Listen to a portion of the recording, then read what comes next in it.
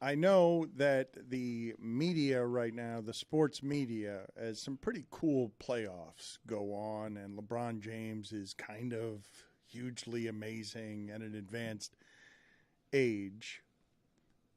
I know that we can skip past some things very quickly in our analysis of Embiid's a bum, James Harden's a bum, Tatum's the greatest, and game to game it swings. Jokic isn't an MVP. He is an MVP. And everyone's competing, and it's a giant fight for legacies. Giannis's is muddled now.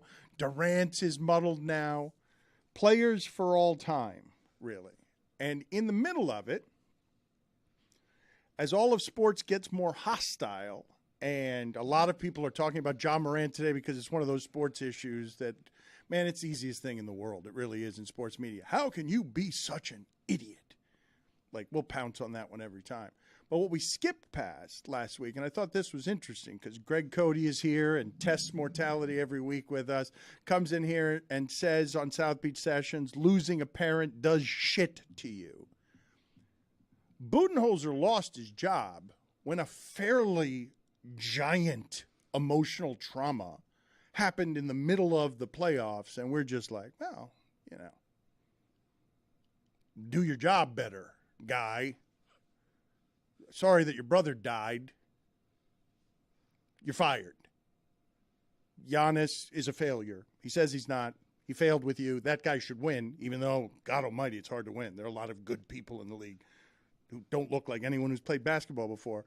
Not an excuse. Don't make any excuses. Brother died. It's not going to make you any different. It's not going to change you. The humanity that gets lost at that level, because coaches are being fired all over the place. Like, I thought Monty Williams was good. No, he's not good. Oh, Ayton out. He's out with a rib. That seems like it'd be hard. George Karl is right there for you with weak Ayton, weak. And then Monty Williams is fired because you can't trust Ayton. Because the last two times at the end of the season, oh my God, what did you attach yourself to, Durant?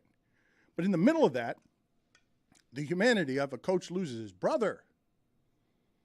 And I asked the audience and all of you, are you supposed to be exactly the same person as that's happening?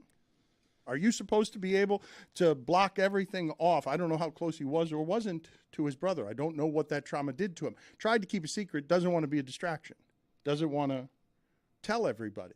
But it seems to me that if anybody listening to this has a sibling who suddenly is dying that they didn't expect to die, that would be something that would affect how someone does their job. Yeah, but in this climate, in this profession, you just can't. You can barely take a day off, right? You in the middle of the playoffs, and I'm not justifying this. I think it's terrible, but you can't take a day off to mourn, right? You just and it's seen as strength by your players in the locker room if you don't. Is it strength for your family though? No. It's the opposite. Your family needs you there. Like you say, though, I have no idea what his relationship with his brother was. But I'm actually asking the question. We skipped right past it. We'll analyze every little thing and skipped right past it. Oh, his brother died. I'm asking you to reconsider the relationship we have of how important sports is. We always say, right, family first, right up until, well, there's a big game 3. Family first, well, I mean, you can't miss a first-round playoff game. You can't go mourn. You got to go bury yourself in your work. Don't go bury your brother. I know you're just throwing it out there to chew on and discuss, but are you saying maybe the Bucks shouldn't have fired him because this happened? I'll tell you what I am saying. Because it does seem awfully convenient to throw that out there. I do think that the humanity of it was taken into account, and we don't know how the discussion went. We don't really know if it was all that mutual. We don't know how the Bucks went about it. And also, you have other examples of just last year. Eric Spoelstra was going through something throughout the playoffs that was very serious, something that you wouldn't wish on any parent. And we didn't find out about it till well after, and he got to an Eastern Conference final. I don't really know. I imagine if you're dealing with that kind of trauma and the suddenness of losing your brother, no matter their relationship, losing a brother in that fashion, in an automobile accident, as it was reported, I don't know how that plays into not calling timeouts. I imagine I'd feel foggy throughout all that. In that fashion is an important one that you're mentioning, right? Because I think there are all sorts of lonelinesses that people in sports deal with all the time, that we all deal with, and for some reason we think that they would be different because they're supposed to be more professional than the rest of us and more immune and tougher. I mean, I think it's part of why we get into arenas and cheer for them, because it's like, holy shit, what they do is kind of amazing. But in the middle of that superhuman stuff, there's something just basically human. And all I'm saying to the audience is to point out, man, that profession's cold, lest you, like a lot of us who don't know very much, don't know what goes into that, but we think we know more than the person who just got fired. And I do think Budenholzer should have been fired, because when you have a talent like that, you have to win more than once. Although McCarthy rode that in football to just once, and Doc Rivers rode just once to a whole lot of stuff. But Budenholzer had something, and I'm not even actually making excuses for him, because it's not just that. You can't end that way. It can't be against an 8 seed at home with the last play, you're foggy. As a coach, your team is foggy. Several games. Well, Grayson Allen is taking your last shot after the buzzer, after your season has ended. It can't look like that. Yeah, the final 3 games of that series, we were all wondering, like, why aren't they – where's their head at in these late game situations? Why aren't they? Why isn't Giannis even guarding Jimmy Butler? Yeah, the last time Giannis guarded Jimmy Butler in the playoffs, Jimmy Butler shot 30%. And an important piece of context too is in the middle of the season, a lot of the people that Mike Budenholzer generated a lot of feel good for in winning that title divested themselves from the organization. He's got new bosses. Brand new bosses that don't have any connection to that championship, that want to put their own stamp on the franchise, and then you couple that with this huge epic collapse in the postseason where I don't think we've ever seen a favorite of that magnitude in the first round fall down. Yeah, there had to be a scapegoat if you're Milwaukee. There had to be a scapegoat. They're not going to trade Giannis. It doesn't matter if they fire an assistant coach. The head coach had to go. And for me, it's totally coincidental that he suffered that family tragedy. I don't think that's why they fired him, and I don't think that's why they should not be fire an odd reason to fire him. Wait a minute. What are you talking about? Let me backtrack for a second. Yes, I'm not saying that his firing had anything to do with whether his brother died or not. I am asking, but don't know the answer to, whether his performance had anything to do with his brother dying. But I don't know the answer to that one either. The next step I'm trying to take the conversation is the idea of we rever this in sports. Brett Favre plays after his father dies, and now Brett Favre, we're talking, Billy Baldwin is out there saying Brett Favre should be arrested. But at the time, we made him a hero because of the nobility of don't bury your father, play football. Be amazing. Look at what you overcame mentally after the death of your father to perform like that. And I'm just asking you as a general rule, do you realize we say family first all the time in sports and don't actually mean it? It is the largest kind of lie. The largest. Like family first, my ass. Winning first. Business first, win first, work first. And I ask you and the audience, young people who don't have this relationship with work that Budenholzer has, young people who are coached by old people who have to have the attitude of Budenholzer, trying to reach John Morant, who's from a different generation. Whatever John Morant is doing, good luck, coach. Good luck figuring out, connecting there with whatever's happening there with the future of your team. But I'm asking you and the audience, think of a loved one who is your sibling, who you never considered for a moment. Younger brother, older brother, maybe you think about burying your parents. I don't think any of you are walking around with, I'm going to bury my brother tomorrow or my sister tomorrow. I don't think any of you, no matter what your mortality is or how much you think about it, you're thinking,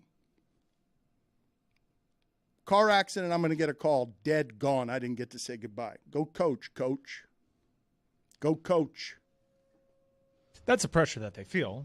I imagine Budenholzer would have had that afforded to him if he needed time off. But that's not the culture. No, that's not the reality. Again, I've got new bosses. I've got to win. No, that's not the relationship he has with work. I don't know how much he even considered it, but I do think in this realm they can't ask for time off. This is what I would say to you as somebody who knows the Van Gundys and what coaching does to people. Stan Van Gundy is a much happier human being when he is not anywhere near the He is an asshole when he has to coach, because the asshole has to not consider that his brother died in a car accident because Giannis needs help tonight. And there's a humanity in there, I think, that we skip right past because of the coldness of coach must win, coach must be accountable, coach must be responsible. And Giannis, I make fun of Giannis because he says that's not a failure. It's such a failure that your coach got fired, because all of us would look at it and say, yep, you didn't do enough with a really special player there. You embarrassed the franchise by getting knocked out in the first round. Giannis can try and talk us out of it, but his organization just told him, nah, you failed, man. You failed. Right. But it wasn't your fault, they're telling Giannis. It was the coach's fault. But I think in Budenholzer's case, you rationalize in your own mind saying, would want me to continue coaching. My brother wouldn't want me to crawl into a shell in the middle of the playoffs. He wouldn't. I can mourn after the playoffs are over. I can have delayed mourning, and I don't mean that facetiously. And I think that's what happens here. I remember, I didn't get to this story either. I think I have it correct that Ty Lue lost 7 family members since December. I think it's some sort of crazy number, and it wasn't talked about very much. And Ty Lue kept coaching because coaching was the most important thing, and he had to be strong for his team more than his family. That's correct. Ty Lue said he lost 7 family members since December. Wow. And so I ask you, family first? Did not attend either of their funerals. None of the 7. Nope. Trying to be accountable to the team amidst its struggles. But I don't blame him for that. That's such an intimate, personal decision, right? Maybe for his own sanity, he needed work right then instead of crying 7 different times. You know, I can't blame him for doing that. I can't blame Budenholzer for doing what he did and coaching through this pain. Maybe that's what he needed to do. Tyronn Lue said, Lue suggested that it'd be taking, quote, the easy way out if he had gone home to attend. He said, quote, but I feel like I couldn't do that. What I would say to you as to how all of this is viewed, the prism, the culture, Ty Lue does think there is nobility in being there for his team during difficult times. But your family, and I don't know the particulars, I'm not criticizing that. I'm just saying the culture of where he works, the family's your team. It's not your family. He continues, quote, sometimes you give the game too much. If we had won 5 in a row, hell yeah, I would have been home for 3 of the funerals, 3 or 4 of them maybe. Quote, when you're going through tough times, people want to see how you react, said Lue. How do you feel about your reading there? Not great.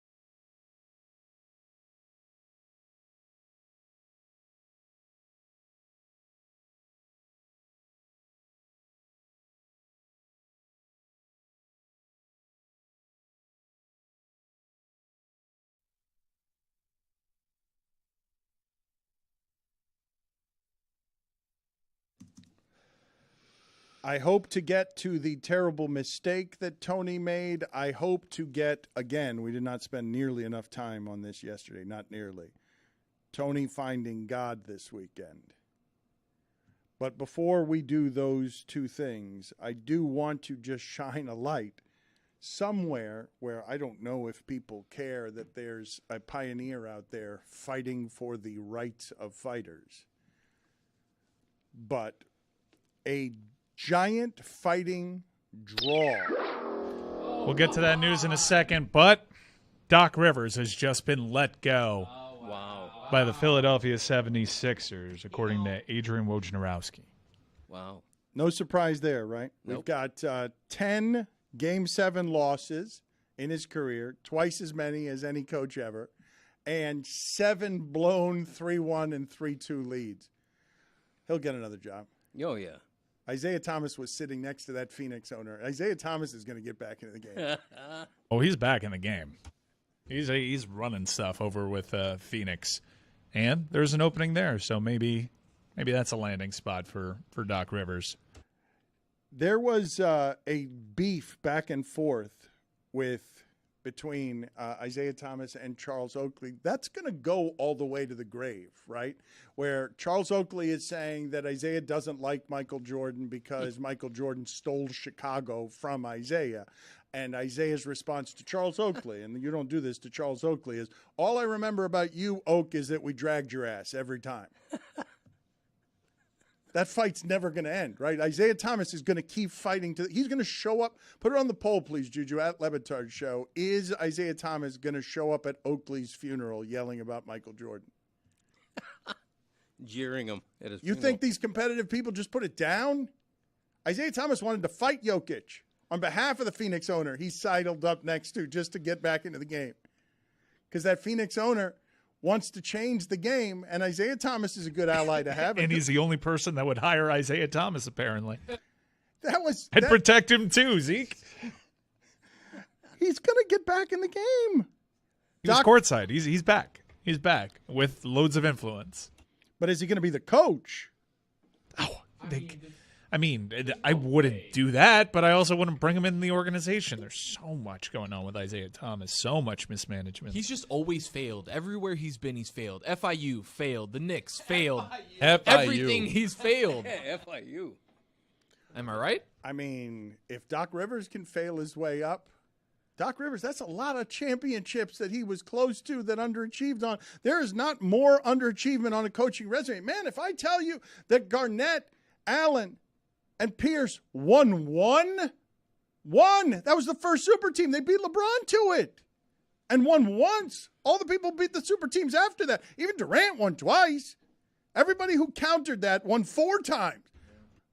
And also, we should mention that Isaiah Thomas was involved in a sexual harassment lawsuit in which the alleged victim won a ruling for $11.6 million. Wow.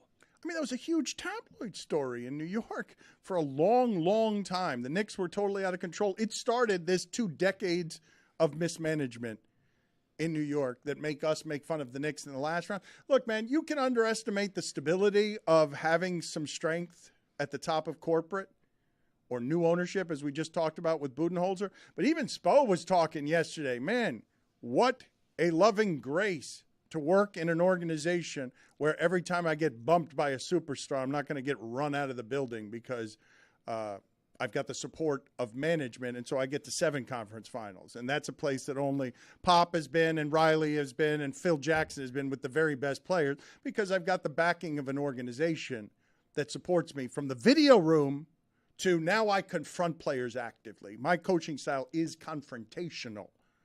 It's Jimmy Butler. You want to fight? You want to fight me? You want to fight me was a thing that happened last year on the court. No, but I'm saying his style. Think about what the player has done to the Brooklyn Nets. And here it's a coach. You want to fight, Jimmy? You want to fight me? UD, where you at? UD, come over here. Help. No, but I'm saying his style, if you read something in The Athletic, it's telling. Spoelstra's, man, that's 30 years from the video room of the darkness of the center of culture at Riley's evil competitive knee. The guy who was fighting Jordan and everybody else, who now fights Riley. Riley comes down and wants to talk about coaching. Get the bleep out of here. Get out of here. I coach them. Likes confrontation. Thrives in it. Riley, who would allow Alonzo Mourning to tell him, bleep you, but teach me something. Get in my face and yell, bleep you, but teach me something. In 2023, Eric Spoelstra coaches through confrontation. Says flatly, don't care if they don't like me. It's not the point. I live in the misery. The thing that swallows family. The thing that I got to kick Budenholzer's ass. Like, Budenholzer, I got to keep, he's struggling with the support of the people above him. I'm not. Maybe you don't think that's worth anything. But Spoelstra is now on the Mount Rushmore with conference finals appearance. And I'm like, how the hell did that happen? Like, he's not Popovich, Spo, and Riley. Is he? Because Thibodeau just got his ass bounced, and they're yelling in New York about trade Julius Randle. I mean, Spo's never won a Coach of the Year. That's Tibbs, two of them. ridiculous. Yeah. Spo never won a Coach of the Year. That is sort of silly, isn't it? I know people are tired of all that heat talk because I don't think with those flimsy little things that they're going into this series with, the money's all on Boston because it's like, well, they did it against Milwaukee. They got Spo at the end of the series against the rookie coach. I just think the Celtics are better, and I think better wins in that sport, but it didn't against Milwaukee. Better didn't win. Whatever Miami has, whatever this stuff that people are tired of hearing about nationally, that's what won against Milwaukee. And now that's all they got against Boston. This is why Mike loves the position that he's in, because he's like, I don't actually think they're going to win. The only thing that will allow me to win this series is that the Celtics don't actually think they're going to win either. They're scared that Jimmy and Spo got something. And at the end of a game 6, when you look at your rookie coach, does he have it too? Does he? Rhetorical question. But that's what you're counting on. It's almost, it's ridiculous. Barely had it against Doc Rivers, who wasn't doing anything at the end of games. Like, he just lost his job because he had nothing. But you understand that I feel like my analysis stinks when I go into the series and I tell you what advantages does Miami have is that if they get the better team onto the ropes, I know they've got a coach who's not scared of whatever's happening there. Like, I know that.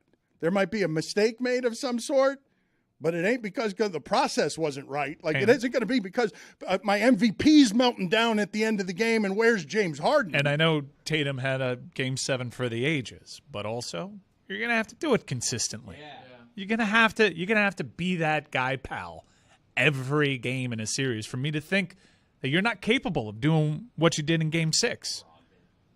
It's going to be these cauldrons are so interesting. They're always interesting to me because I really did say after Game 6, Celtics-Sixers, in my head, your turn MVP. This is where the legacies get made. You had your chance here. Ooh, that hurts. Now you got to go show Tatum something. You'll cost Doc Rivers his job, but it ain't going to be about Doc Rivers. It's a MVP. Are you going to be the MVP? And I can't believe I'm saying this because it runs counter to almost anything I believe the entirety of my life covering sports. But I'm really going to say to the better team, the giant betting favorite, the Boston Celtics, I'm going to look at Tatum's face and Jaylen Brown.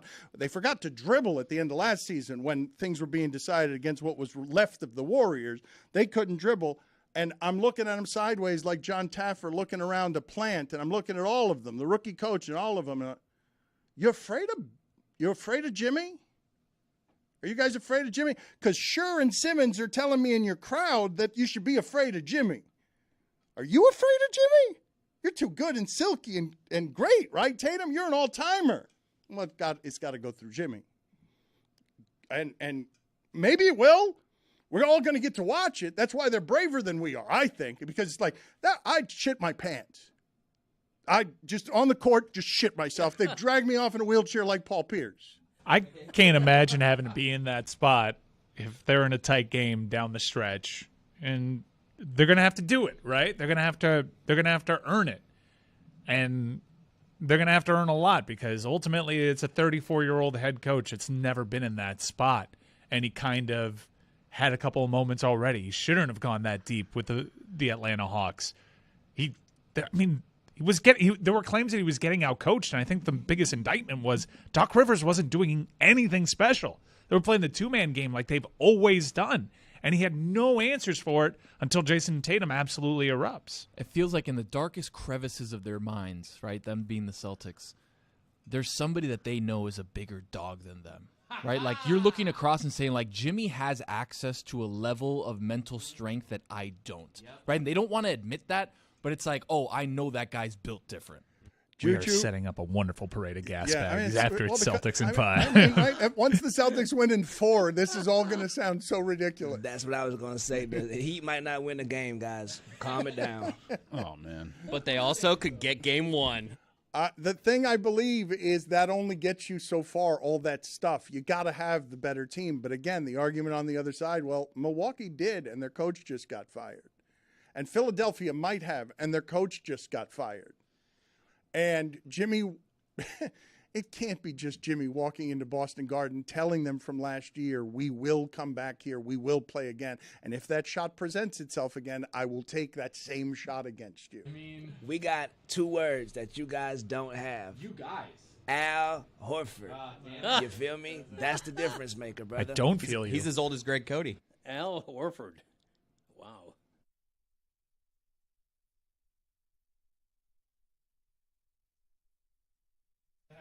The worst.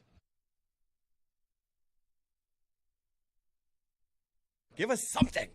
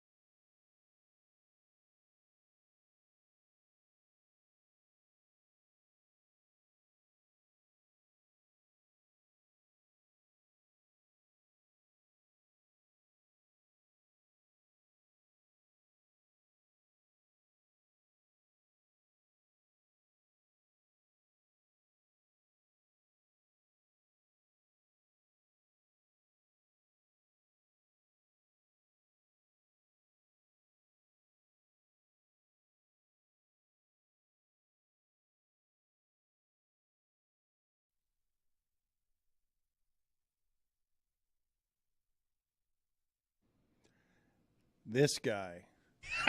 This guy? This guy. This god. This guy. This god. Overtime goal. What is this team? I don't understand what's happening. Why are they able to beat the best regular season team ever and then dispatch Toronto cares so much about hockey and then go bleep yourselves? Nick Cousins, like, honest to God, the quietest Canada you have ever heard. Yes, like you go in there to Toronto and you are getting joy out of, I finished them. I slayed them. Here's my sword. Eat me.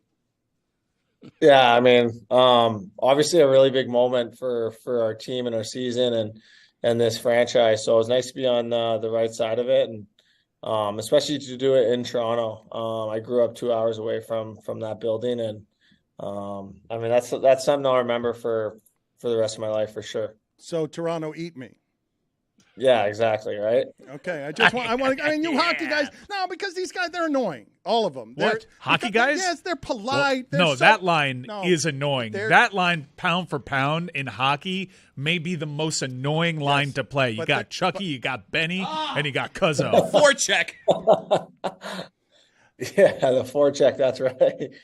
Do you guys meet like on the bench and locker room and say, we're not quite annoying enough yet? How do we dial this up a notch? How can I How be do more we make annoying? everyone in this building, everyone in this city, hates everyone us. in this country Because hate us? we're so annoying.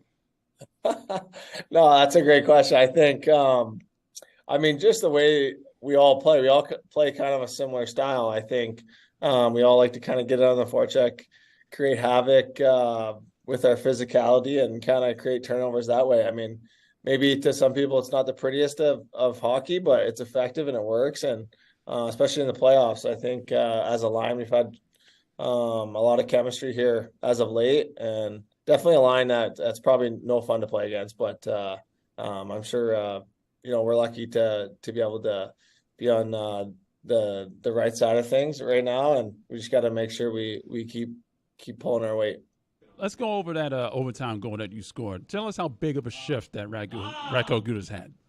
Oh, that guy's I Big ass I said this, terrifying. That dude's I said this in my terrifying. interview after the game that it's such a subtle play that he makes to break up the play in our own end, and then he does all the work to get the puck to me, and he drives the middle lane there, and he actually picks, I don't know if it was a defenseman or a forward there, and it kind of lets me walk right into the middle of the ice and make a play there. So all the credit to him. I mean, he gets an assist on the play, and without him, that play doesn't happen. We've all seen the photo, courtesy of Getty Images, of a Such a crazy great- it's such a Radko great- Gudas it's screaming in the such a face great of picture. Toronto's goalie. You were on the ice when that happened, obviously. Such a What great sound picture. came So out of great. his body? Could you hear him from where you were on the He's ice? horrifying. He is terrifying. That pic is actually going around in our team chat right now, our team group chat. So It's my team group chat photo, too. No androids, right? yeah, no, that pic is that one went viral, and rightfully so. That one, I got to put that one up in my wall here at home in Florida, because that one's a picture. That one, yeah, that's gonna last a lifetime. Okay, but just tell me, Nick, it's not just him though. He's still laughing. Will you please? I need you to tell me, because it's impressive. Your portion of the photo, the Panthers' portion of the photo, is impressive. But more impressive to me is I do believe that behind a mask, I can see that Wall is scared and should be. Like he is physically shrinking in the face of what is bearded insanity, fury, rage, and something that nobody wants any parts of. I could look at that picture all day. That's hilarious. Yeah, I mean, he's obviously really fired up that the series is over. Look It behind. looks like Look it almost behind looks Radko, like- Nick. Nick, look behind Radko, in between Wall the and woman. Radko. The Look at woman the is woman covering her horrified. mouth in sheer horror. She's like, was that a toe drag? Oh, that's so great. I mean, he's one of the most popular teammates in our room too, which makes it all that better. He's just like one of the, I mean, he's kind of similar to me, Benny, and Chucky, where he's hard to play against. He's probably not the most well-liked guy on the other team. And I mean, for him to be able to go out there and make a play in overtime is that much better. And then obviously the picture that they captured is that picture lasts a lifetime for him and our team. And yeah, like I said, it's going around in our group chat right now. The boys had a really good laugh about that after the game in the dressing room, looking at that. Nick, you obviously don't get to hear the game broadcast, but broadcasters, your coaches, your teammates, all alike in having difficulty explaining exactly why you're so productive. It's almost insulting the way that they talk about you. Well, he's not the fastest player. He's not the most skilled player, but he just goes out there and gets results. He's and just the most annoying. So what is it? I know you're on a really talented line now, and surely that'll help up your game, but why have you become such a productive player, and why are people having such difficulty explaining it? Yeah, I mean, that's funny. That's funny you say that. I mean, I think it just comes with playing with two really good players with Benny and Chucky. Yeah, those guys make my job a lot easier. And it's just we've just found chemistry and success as a line. And then when you do that, you get a little bit more confident. And obviously, my ice time's increased a little bit, so that helps as well. And then I've had success in the playoffs before, and so it's just I'm confident right now with my game and even as a line. And then when we're doing that, we're going out and we're having success. We're getting results and that I become a little bit more confident with the puck and making plays. And I know that I can go out there and just kind of worry about myself and my game and not worry about making mistakes. And when you do that, you feel a lot better. And, as a player, when you're on the ice and the coach trusts you and then the team success that goes along with it will help all that stuff. And we've had success the first two rounds. So, I mean, with all that, you kind of throw in everything together and you get results. So. Nick, how do you explain what the team is doing right now as an 8th seed? The two teams that you've beaten, and now it's pretty much an even series coming up in the Eastern Finals. How do you explain the phenomenon that you guys have been? Yeah, it's been really impressive. I've been really impressed with, our whole team in general. I think looking back on the season, I think we didn't really find our game till maybe after Christmas. I think we were a little bit inconsistent. I'm not trying to throw excuses out there, but we had a new coach, a lot of new faces coming in. I don't think we really had a grasp on how we needed to play to have success. And then I think the last 2 weeks of the season was probably when Alex Lyon came in and went on that run. And that was kind of the defining moment of our season where we kind of started to figure out and started to play the right way. And then we kind of snuck into the playoffs. And then, I mean, I guess nobody took us against Boston, rightfully so, with the regular season that they had.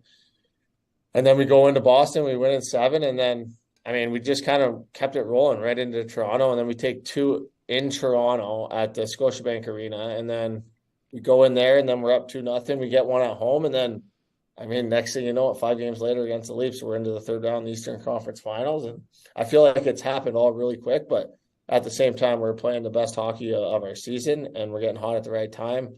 And then we're getting elite goaltending from Bobrovsky, and then here we are today.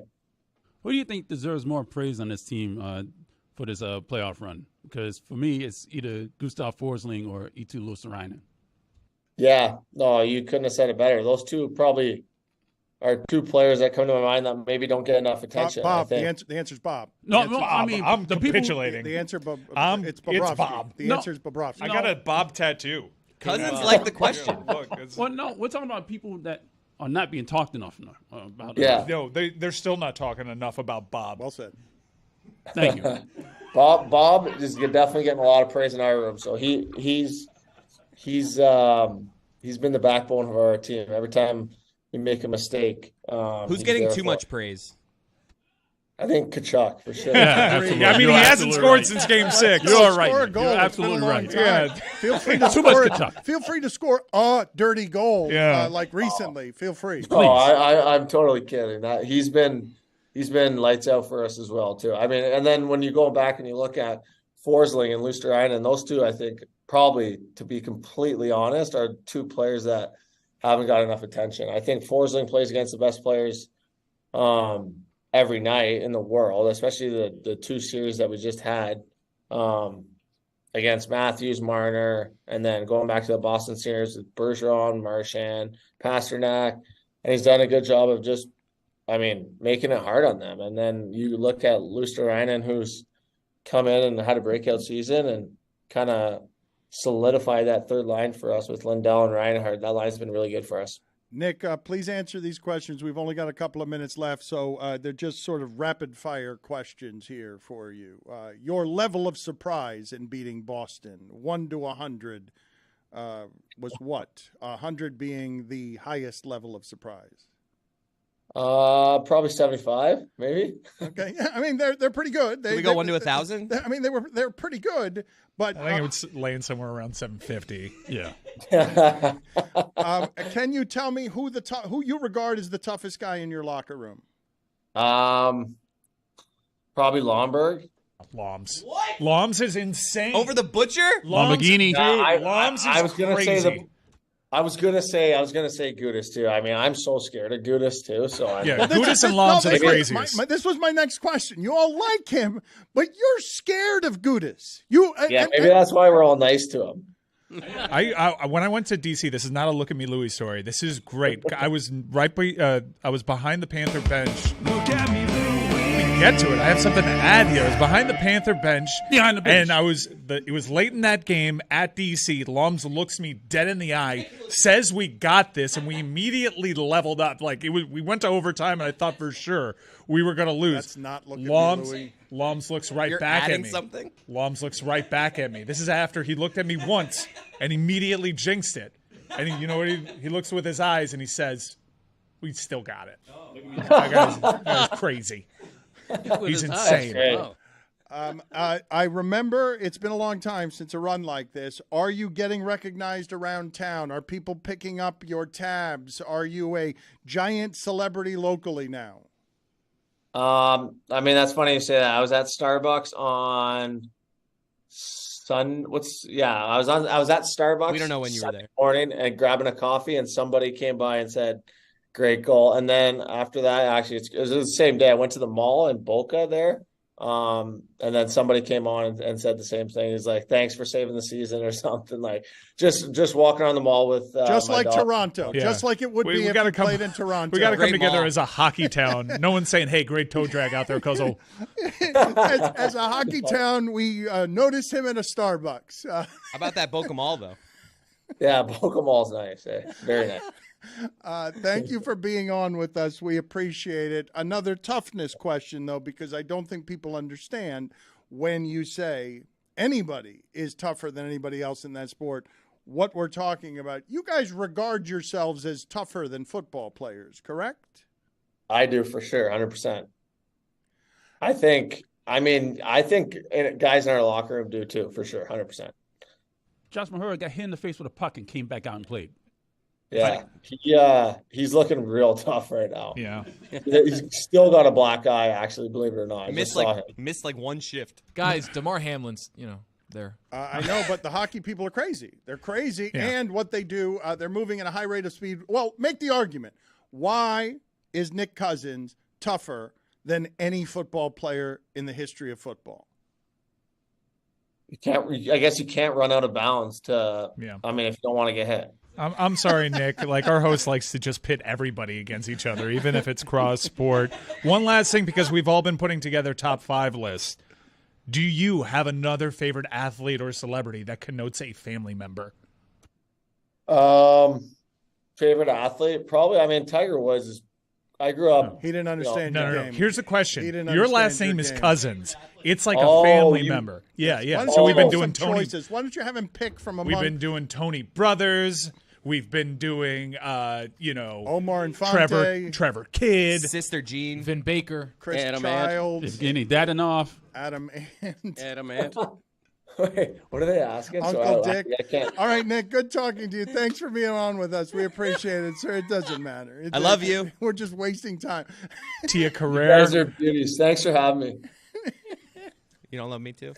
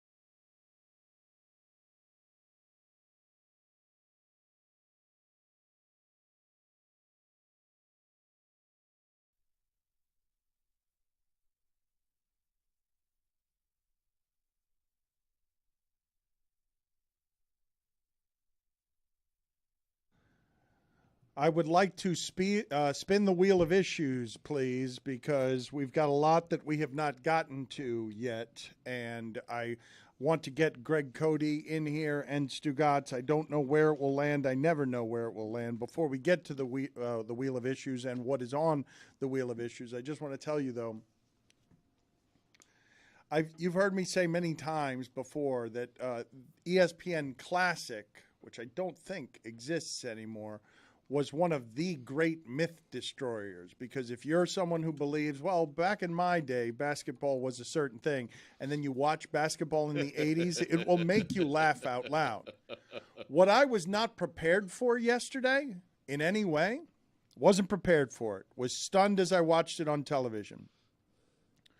I caught a glimpse of Tom Brady's first Super Bowl against the Rams on a TV, greatest show on turf, and the Patriots were somehow a 17.5-point dogs. They were up 14-3 at the half because they picked off Kurt Warner. But at about the half, Tom Brady was 3 for 6 for 30 yards passing.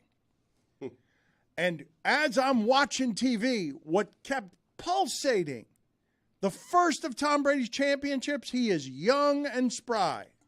And I'm like, holy shit, these people are all slow. So slow. This is molasses. Like, you don't even notice how much athletes change even as it's happening during your lifetime. I'm watching the greatest show on turf, and I'm like, Torrey, Holt, Isaac, Bruce, Marshall, Falk, slow. You're all slow. How is Seymour doing this to you? Ty Law's got a pick six. Slow. How is that possible? Brady's changed. He was a game manager then. 3 for 6 for 30 yards. They're up 14-3. Bleep off.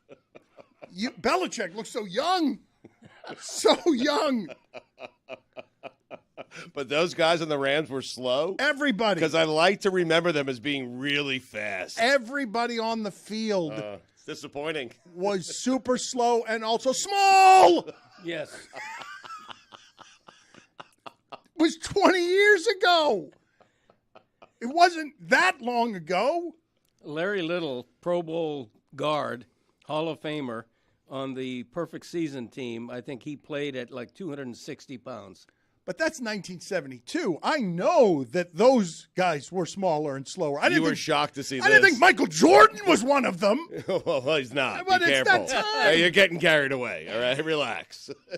All right, Brady is not the winner that Michael Jordan is. Fine. I mean, Torrey Holt ran a 4.4. Hey, fast! Not fast. Really? Not fast. It's the uniforms changing, too. Now they all look fast, too. Especially the Chiefs. Anyone who wears a Chiefs jersey looks fast. They do. Well, because they're generally fast over there. What's the opposite? Andy Reid would not look fast in a Chiefs jersey. What jersey looks the slowest? Colts. Put it on the Browns. poll, please, at Le Batard Show, Juju. Does the Colts jersey make them look slower? Broncos jersey looks really slow, too. Put it on the poll. Does the Broncos jersey make them look slower? Here are the list of topics on the wheels, Stugotz. James Harden. Yeah. Martha Stewart on the cover of Sports Illustrated. Mm-hmm. Jordan Poole. Michael J. Fox. Peter DeBoer. Eggs. And Ndamukong Suh. And Ronald Acuna. Are you ready? Yes. Let's spin the wheel. Very fast. What did it land on? Ooh, it landed on Pete DeBoer. The great Pete DeBoer. 7-0 in Game 7. That's pretty good, right? Mr. Game 7. All right, spin it again. That's all we had on the great Pete DeBoer. I don't know. I'm asking the room. What do you want us to do with that? You said it's where it landed. Former Panthers coach. Mr. Game 7. Oh, that's Justin Williams. J.J. Watt and Ronald Acuna. Wow. Landed there in between. Did you think that was one topic? Did you think That's how it sounded. J.J. Watt wasn't on the wheel. Spin it again. Where'd J.J. Watt come from? It's your wheel. Eggs!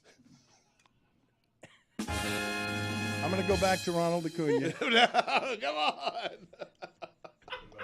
And J.J. Watt. Don't Yes, forget. please, You have yes. to talk yes. about them You both. presented here. them as two, right?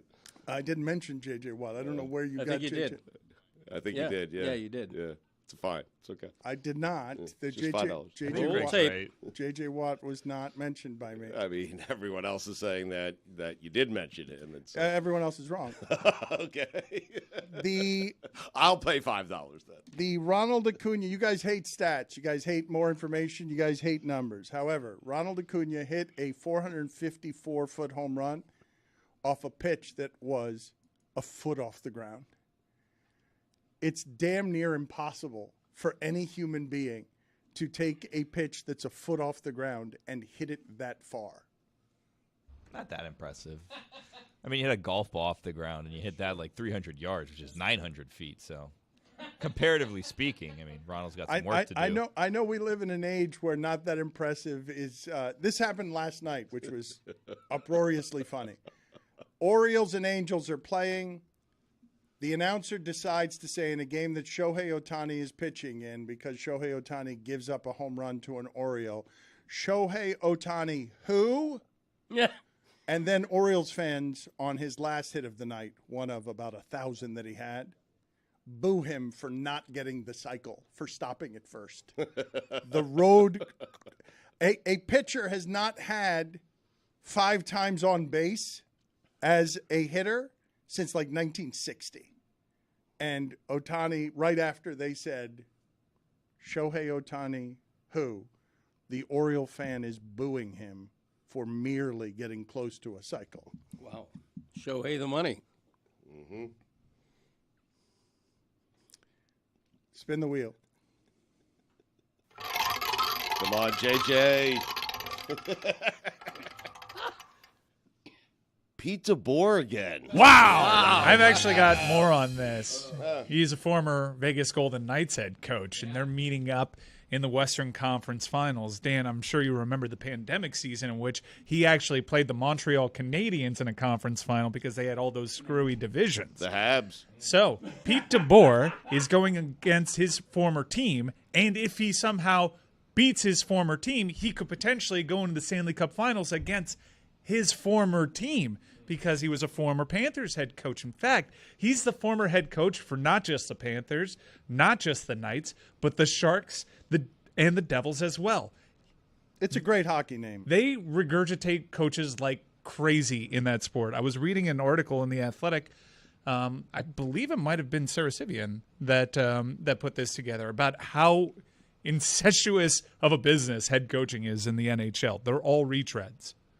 I mean, and NBA too, and football too. They're all very No, but in the NHL, you don't see this. No, you're right that you are right that it's more in hockey. But Doc Rivers has had a lot of jobs, and he might get another one somehow. And it's like, well, what are you guys seeing that we're not seeing? Right, like all the potential candidates for the Philadelphia. It was Shayna, by the way, that wrote that article. Apologies, check out Too Many Men.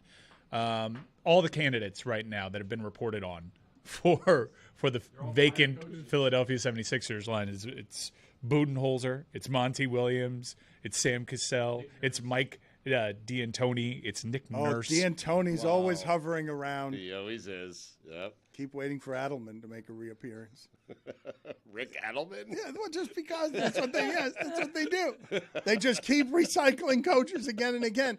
I actually, look, man, I can't, and I don't know how many in the audience feel like they have a sophisticated enough grasp of what they're watching to take anything other than the result and fire Doc Rivers. But I will tell you that a whole lot of people in that sport have thought that Doc Rivers keeps getting jobs and keeps getting chances because everyone loves Doc Rivers. He'll slap you on the back, and somehow, some way, Isaiah Thomas will get back in the game. Doc Rivers is a very friendly man with a lot of good relationships, and so he keeps getting jobs, and somehow the failure doesn't stick to him, even though he's got more of it than any coach in the sport. Losing 10 times in a Game 7, it's the opposite of DeBoer. But sometimes a wink, a smile, a pat in the back, that's all it takes. I mean, sometimes that's what it takes to get yourself jobs. I'm told that coaches are supposed to be genius leaders. It shouldn't be a wink, a smile, and a pat on the back. It should take a little more than that, Stugotz. It should be a guy who's going to lead my genius young talent into a future of tomorrows that has a lot of money and winning in it, not just a wink and a smile. Hey, give me a job because I pat you on the back. But a wink and a smile will do a lot for a man. I mean, right? It does everything for a man. It can. You hire familiarity. That's what. This is the new and unimproved Dan Le Batard Show with the Stugotz. Gamble on by DraftKings.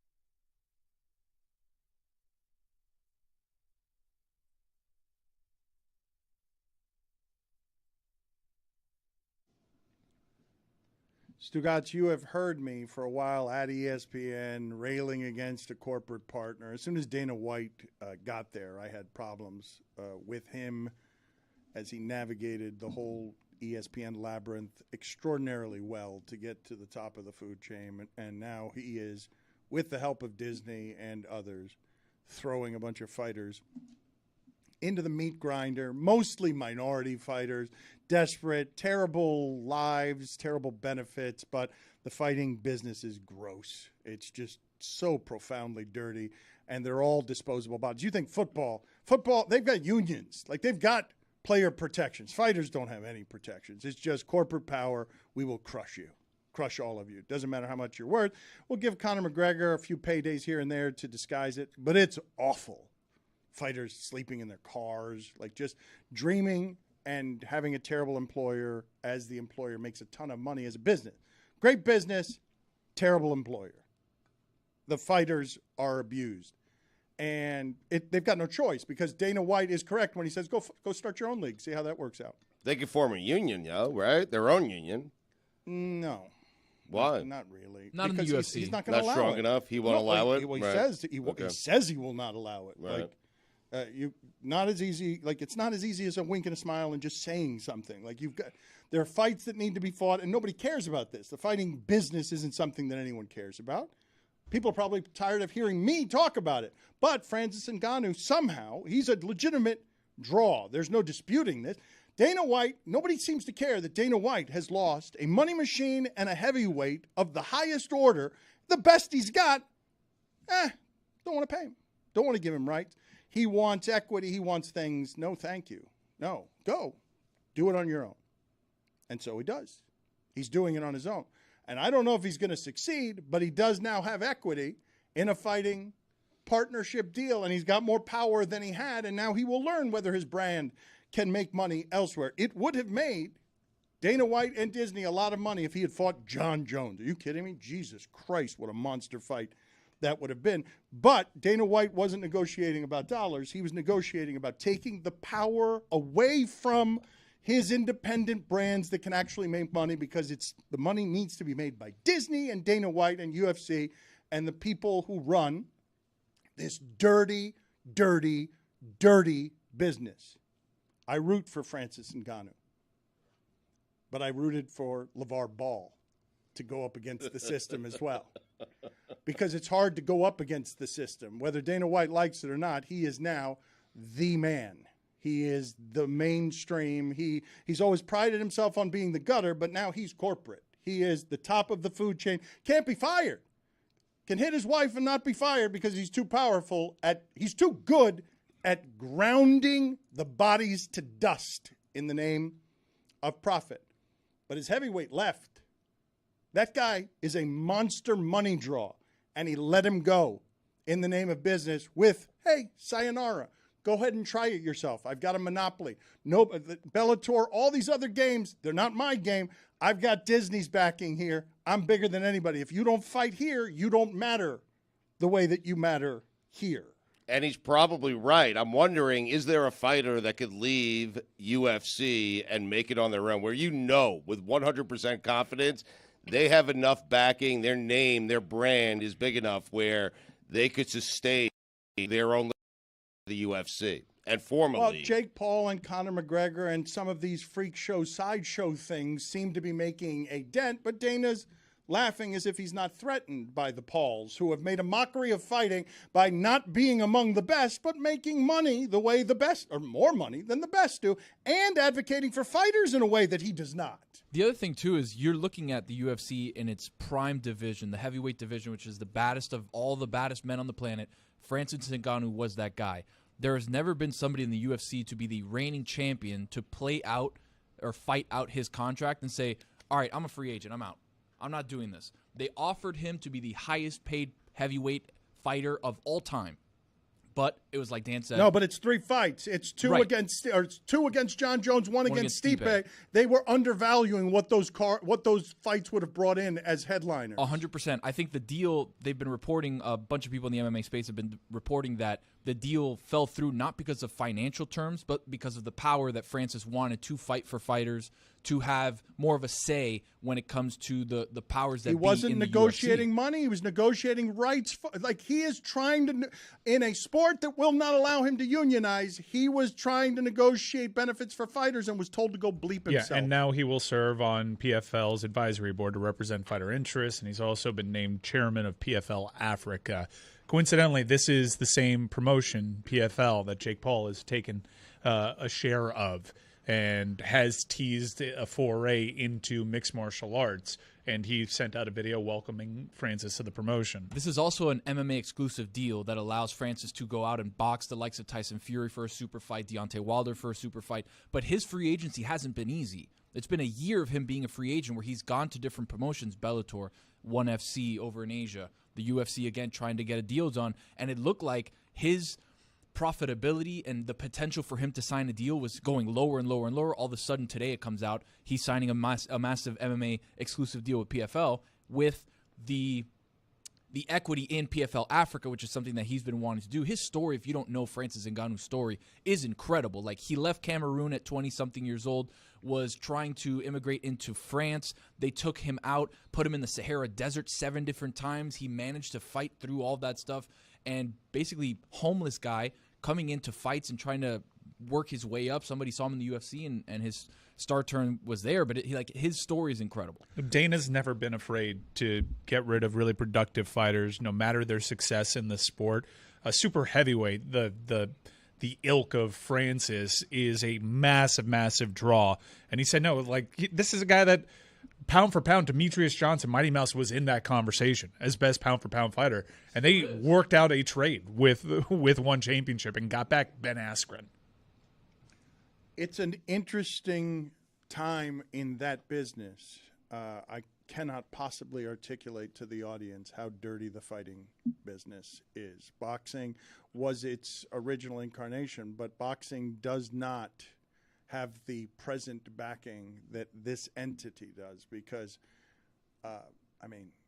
now it's its own publicly traded company joining forces with Vince McMahon's WWE, and you look at Dana and you look at Vince, you see two of the most successful capitalists that have squashed any union attack. They're Magic and Bird of doing that. Like, it's crazy. The other interesting thing, too, is PFL is on ESPN, right? You can see a lot of the PFL fights on ESPN on Friday nights. Obviously, they're going to do pay-per-views for these massive fights, but they've got stars in their own right in PFL. Kayla Harrison is one of the greatest mixed martial artists that we've seen. She just hasn't been at UFC yet, but she's incredible. Like, they've got a stable of fighters there that can rival people in the UFC. Tony, will you go out of your way to see Francis fight? Absolutely. But he's not fighting the best anymore. That's a big difference, right? It is, and the people in PFL, as far as the heavyweight division, are not John Jones, Cyril Gane, Tai Tuivasa, people of a massive name in the UFC.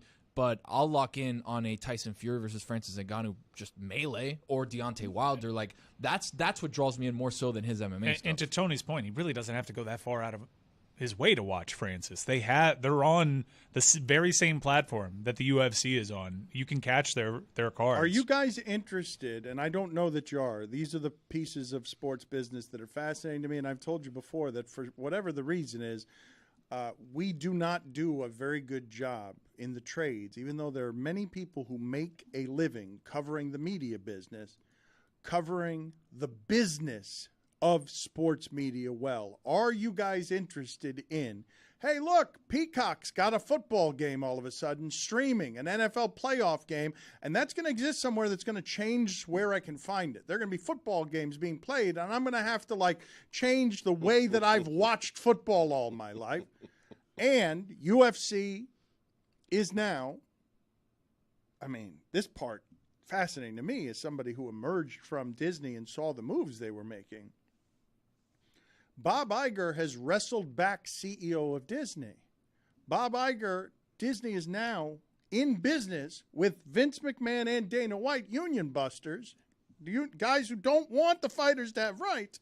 And Dana White has all the power in that relationship because he produces his product and then ESPN merely gets to air it, gets to rent it, but they're not in charge of editorial decisions. They're not in charge when Trump and Kid Rock are sitting next. Dana White has all the power there, and Disney sits to the side of that and is like, yep, please just keep giving us cash, and we will take the cash off the non-unionized bodies thrown into the wheat chipper or in the wood chipper or sleeping in their cars, and we won't give you the actual fight that you want. It's Ngannou, you're not going to get to watch him fight. Dana White's going to fight with John Jones. You want to see John Jones? Sorry. John Jones is going to miss years of his prime as the best fighter we've ever seen because John Jones has substance problems and John Jones also doesn't have any contractual freedom. The other thing, too, that made Dana's idea of letting Francis walk in free agency, too, is he knew that he was eventually going to take John Jones and put him in the heavyweight division. He was going to be fighting for a championship, right? Like, that's the monster fight, the biggest fight in MMA history would be Francis versus John.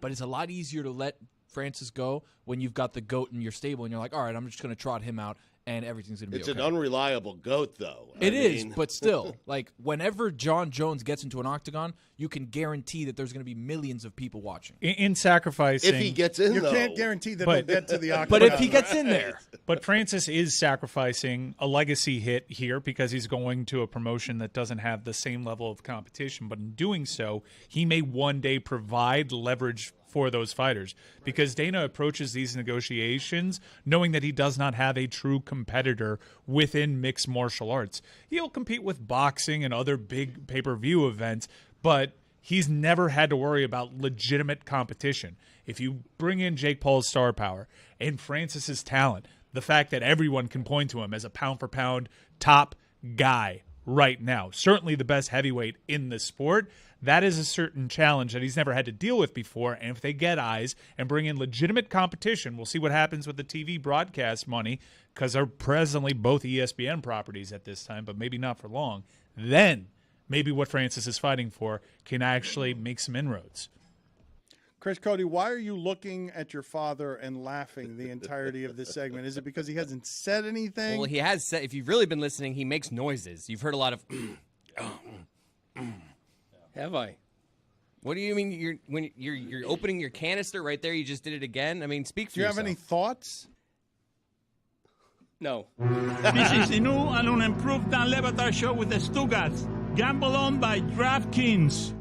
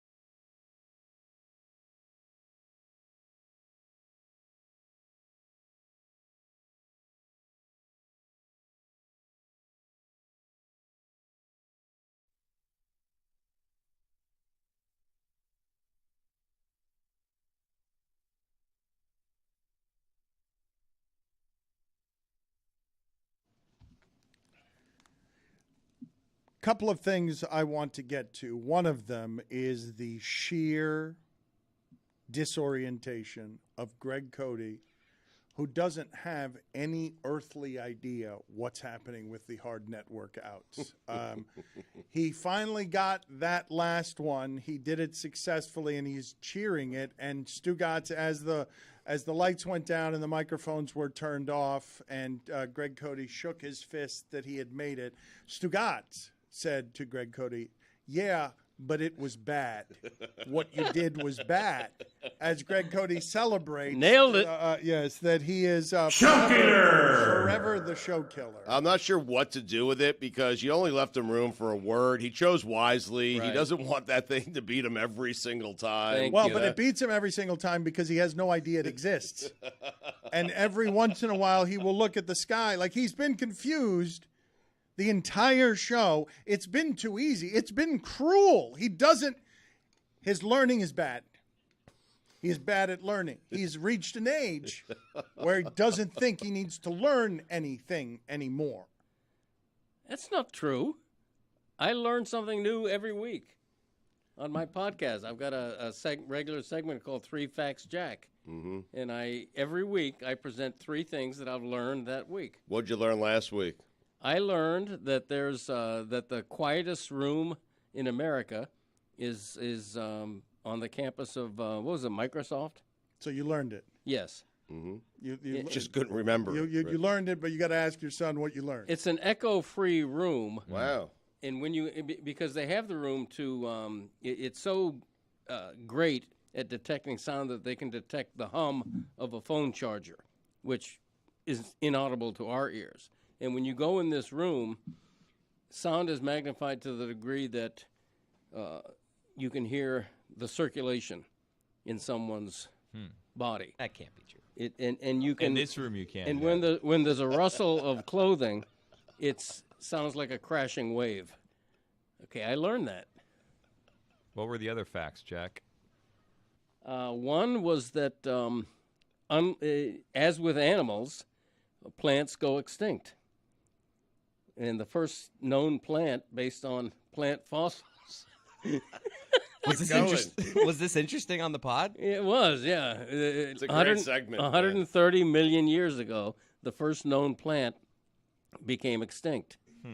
And the second fact, 3 Facts Jack, exclusively on the Greg Cody Show podcast. Well, here too, yeah. The other fact was that everybody knows that Coca-Cola originated with traces of cocaine derivative in the drink, but so did 7-Up. 7-Up had a lithium derivative in it when it was first founded, and it wasn't until 1948 that the FDA made them take lithium out of the recipe. So those 3 facts I learned, and so I am always learning, just not about the hard network out. Right. Mm-hmm. You didn't learn anything because you slept through it. Typical Bad student. Class clown over here, you know? I know. Shockiller! I mean, I asked in fairness to him. Sorry. The others, they all learned. What's your favorite extinct plant? I forget the name of it. So you didn't learn it. We also I did. We also had a dad joke segment. Would you like those? No, if you want to listen to the Greg Cody Show featuring Greg Cody. With? Fine. That's right. Got the name of it wrong. $5. 7-Up, lithium, huh? Yeah. Put on the poll, Juju, at Le Batard Show. Did you know that 7-Up had traces of lithium in it? That was interesting to me. I had no idea. I also don't think it's true. What's a fact, It is. Jack? 3 Facts Jack.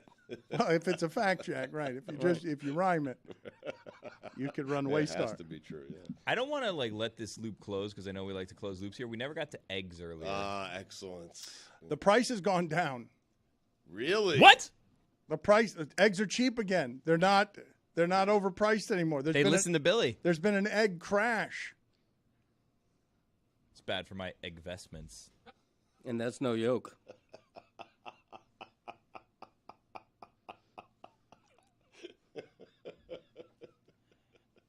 No! For who? Yeah, Yeah. Excellent. There we go. Yeah, Yeah, the yeah. egg vestment How deserved about my nothing. Investment is excellent? good, yeah. Excellent. How about that? I mean, I got nothing for it.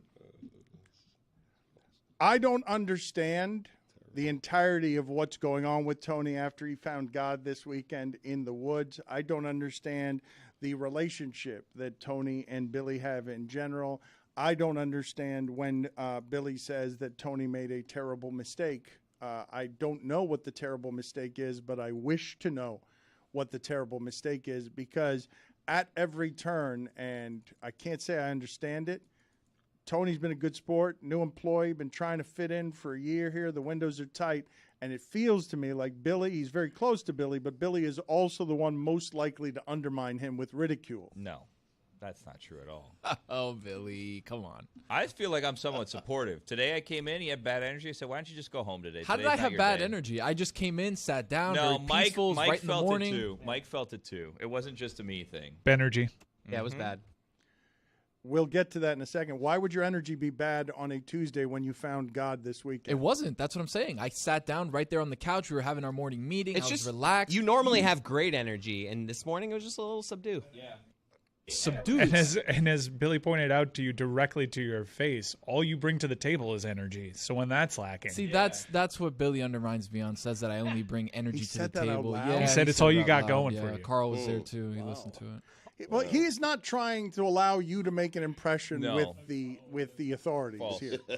Well, I was asking Tony. I don't feel appreciate your incredibly thoughts. supported by Billy, Dan, if you want me to be No one honest. supports me more than I do.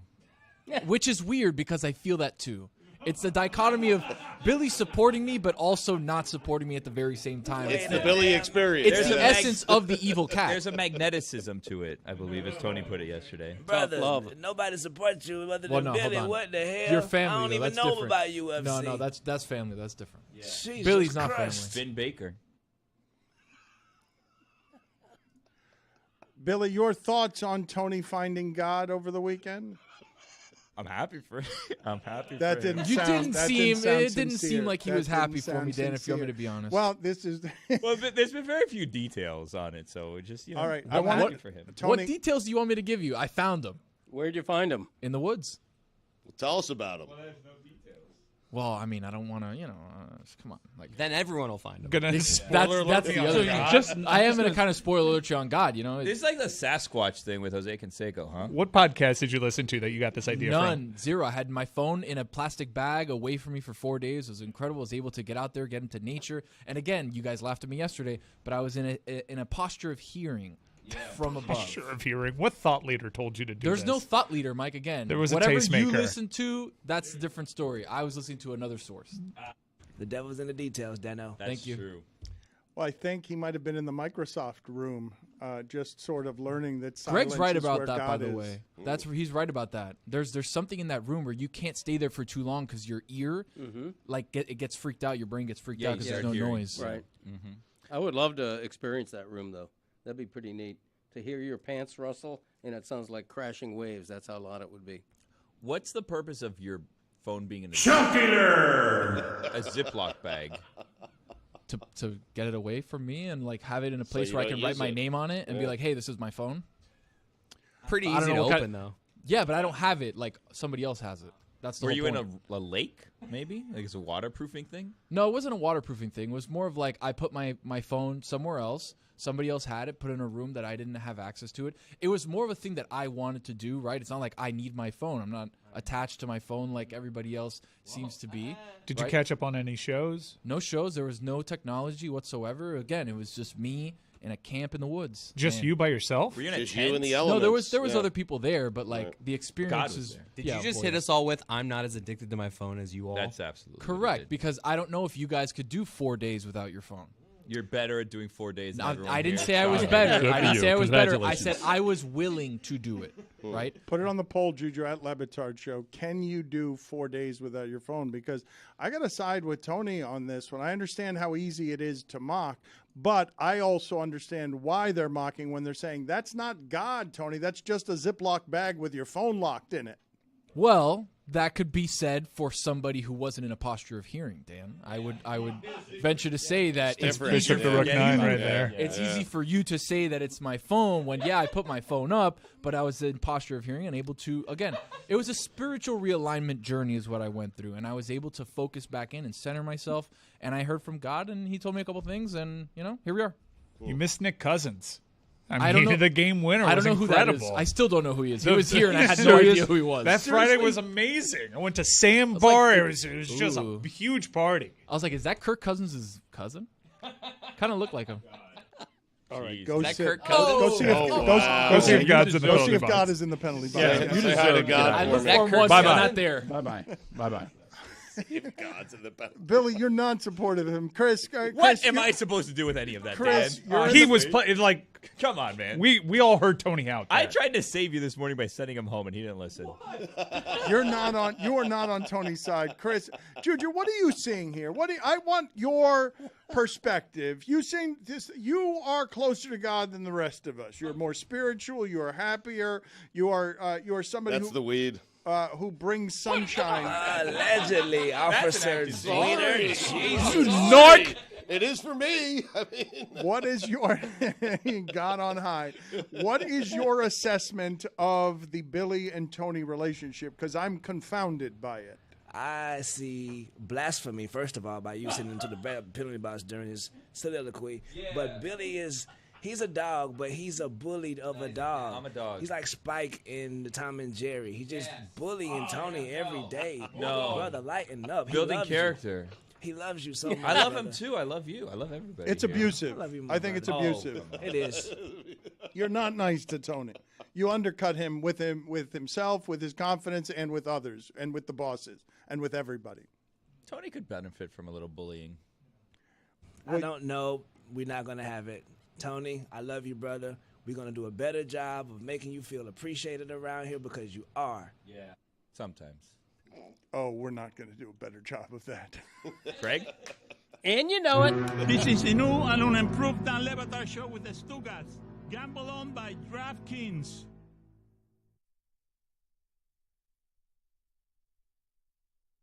Greg.